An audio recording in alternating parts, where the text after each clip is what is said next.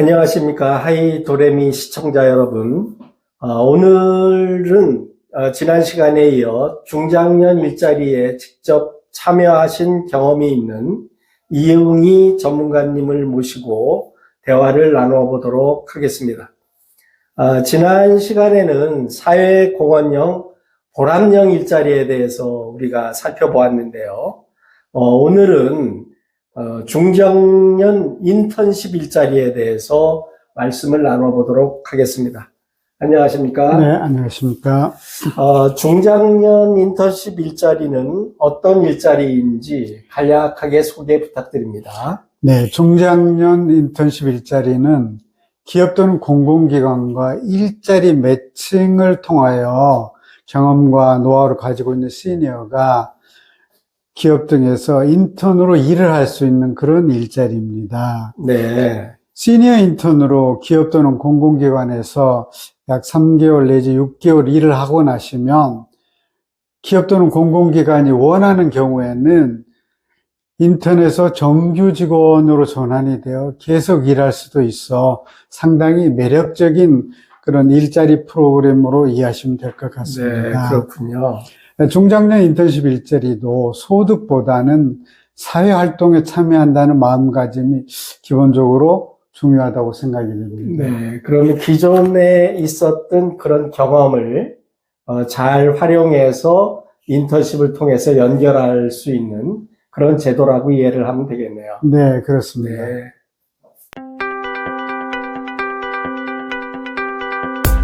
그렇다면 인턴 기간에 어떤 그 의미가 있을 것 같은데 간략하게 좀 말씀을 해주시겠습니까?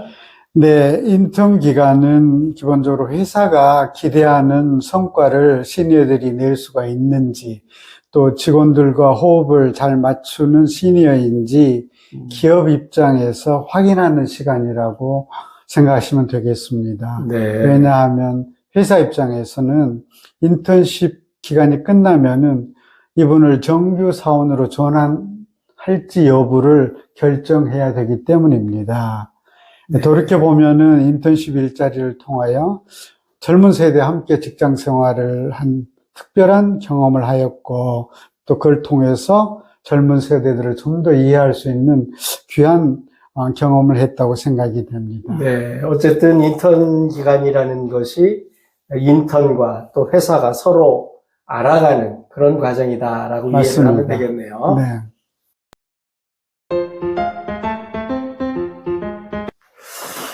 그렇다면 중장년 인턴십 일자리는 어떤 경로를 통해서 참여하시게 되었고 어떤 절차로 기업과 매칭이 이루어졌는지 그 절차에 대해서 설명을 좀 해주시죠.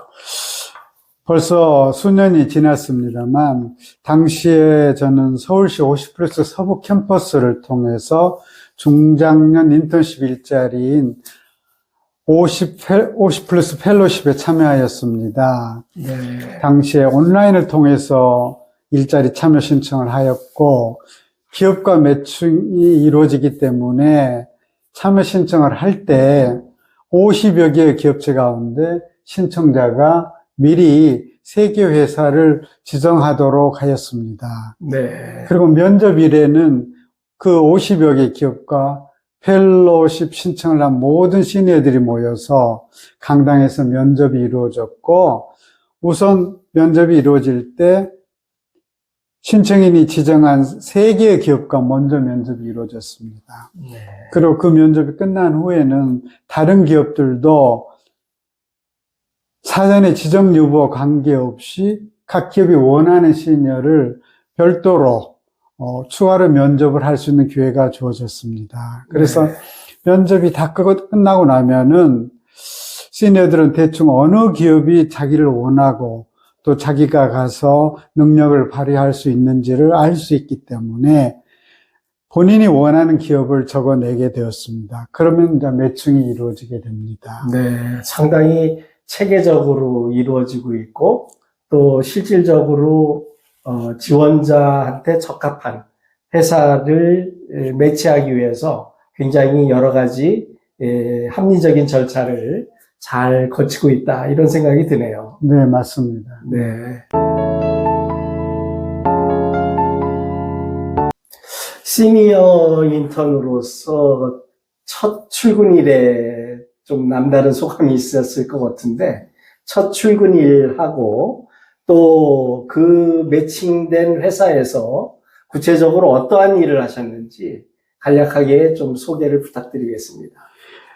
네, 이제 매칭이 된 그 회사에 출근한 첫날에는 50플러스 캠퍼스에서 지정한 그 코디님이 함께 동행을 해주셨습니다. 네. 그래가지고 회사의 그 대표님과 인사를 나누었고, 또 그 첫날 업무가 시작이 되었는데, 그 회사는 벤처 기업이었습니다. 즉 새롭게 업무를 시작하는 그런 회사였고, 직원이 한 5, 6명 정도 있는 그런 회사였고, 금융 관련 여러 가지 서비스를 제공하고자 하는 그런 회사였습니다. 네.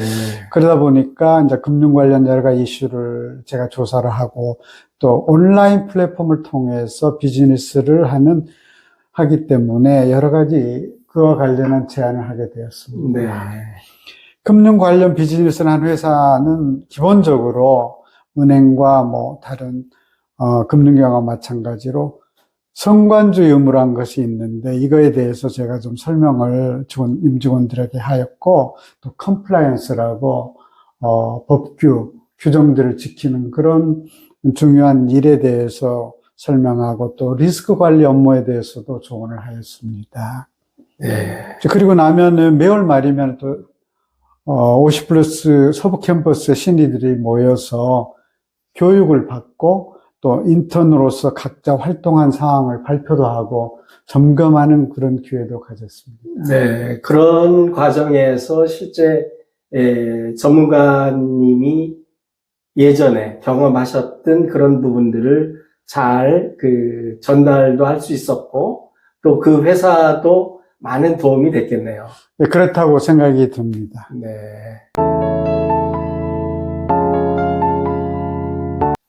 시니어 인턴십을 진행하는 과정에 여러 가지 많은 기억에 남을 일들이 있었을 것 같은데, 에피소드를 포함해서 뭐 한 가지를 소개해 주신다면 어떤 소개를 좀 나눌 수가 있겠습니까? 네, 이제 벤처 기업은 창업을 한 지 얼마 안 된 새로 태어난 베이비 같은 그런 회사로 다들 이해를 하고 계시기 때문에 젊은 직원들과 일을 하게 되는데, 아직 조금 좀 제도권에서 일했던 저로서 봐서는 어설픈 점이 많았죠. 그래서 네, 그랬겠죠. 네, 그 어떤 의사결정을 할 때는 관련 직원들이 누구이며 어떤 사항에 대해서 무슨 결정을 하였는지를 기록으로 남기는 그 품위서 형태를 꼭 사용하도록 제안을 하였던 것이 기억에 남습니다. 네. 그리고 저를 포함해서 또 한 명이 그 벤처기업의 시니어 인턴으로 배치가 되었었는데, 네. 인턴 기간이 끝나고 나서 저만 정규직에 전환의 행운을 갖게 되었습니다. 그렇군요. 네. 안 될 수도 있는 거네요. 그렇습니다. 네. 그게 어떻게 보면은 남녀가 배우자를 고르는 그런 절차하고도 그러니까 비슷하다고. 매칭이 서로 맞으면 맞습니다. 정규직으로 채용이 되는 거고, 네. 서로 맞지 않으면 탈락이 되는. 네. 뭐 탈락이라기보다는 서로 좋은 경험을 가진 그런 기회라고 보시는 게 좋겠습니다. 네.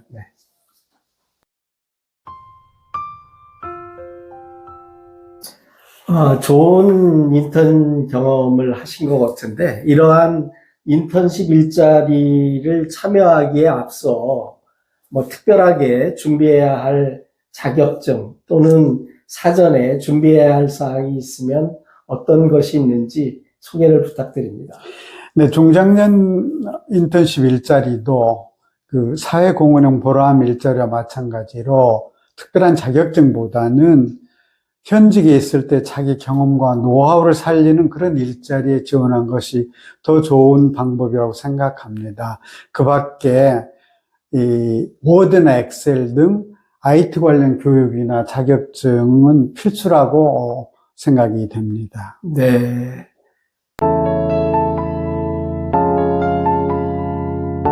오늘은 중장년 일자리에 대해서, 인턴십 일자리에 대해서 현장에서 경험을 하셨던 전문가님을 모시고 실제 인턴십 일자리의 개요, 그리고 어떠한 경로를 통해서 참여를 하시게 됐는지 하는 부분에 대해서 내용을 알아봤습니다.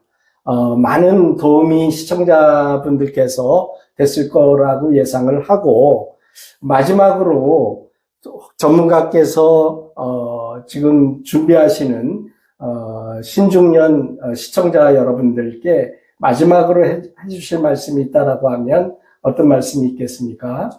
네, 제가 오늘 드린 말씀이 사회공헌형 일자리를 찾는 중장년 여러분들께 조금이나마 도움이 되기를 희망을 합니다. 특별히 지방에 계신 중장년 분들도 지자체 관련 부서나 홈페이지에 자주 들어가시어 필요한 정보를 찾아서 참고를 하시면 좋겠습니다. 감사합니다. 네. 신중년 여러분들이 오늘 그 프로그램을 보고, 실제 인턴십 일자리를 어떤 경로로, 접근을 하면 쉽게 찾을 수 있을지 하는 부분에 대해서, 많은 도움이 됐을 거라고 생각을 하고요. 오늘 그 일자리에 대한 제작은 마무리를 하면서 다음 시간에는 자산관리, 웰스 매니지먼트에 대해서 신준식 전문가님이 패실리테이터로 진행을 맡아 주시기로 되어 있습니다. 다음 시간에도 많은 시청을 부탁드리겠습니다. 감사합니다. 네, 감사합니다.